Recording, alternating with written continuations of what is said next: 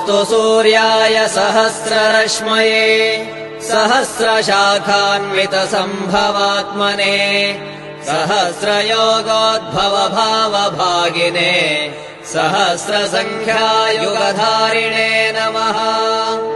यन्मण्डलम् दीप्तिकरम् विशालम् रत्नप्रभम् तीव्रमनादिरूपम् दारिद्र्यदुःखक्षयकारणम् च पुनातु माम् तत्सवितुर्वरेण्यम्।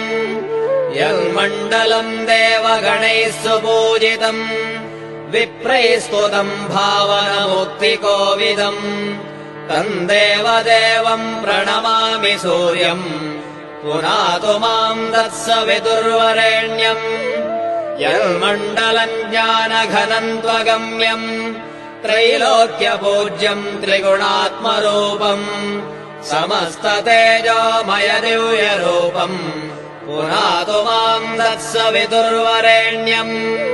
यन्मण्डलम् गूढमतिप्रबोधम् धर्मस्य वृद्धिम् कुरुते जनानाम् यत्सर्वपापक्षयकारणम् च पुनातु माम् तत्सवितुर्वरेण्यम्।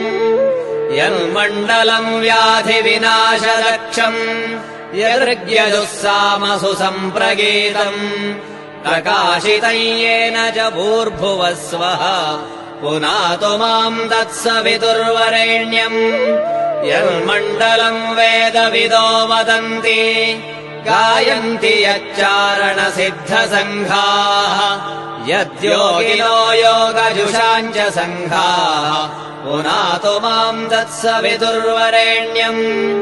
यन्मण्डलम् सर्वजनैश्च पूजितम् ज्योतिश्च कुर्यादिह मर्त्यलोके यत्कालकालाद्यमनादिरूपम् पुनातु माम् तत्सवितुर्वरेण्यम्। यन्मण्डलम् विष्णुचतुर्मुखाख्यम् यदक्षरम् पापहरम् जनानाम् यत्कालकल्पक्षयकारणम् च पुनातु माम् तत्सवितुर्वरेण्यम्। यन्मण्डलम् विश्वसृजम् प्रसिद्धम् उत्पत्तिदक्षप्रलयप्रगल्भम् यस्मिन् जगत्संहरतेऽखिलम् च पुनातु माम् तत्सवितुर्वरेण्यम्।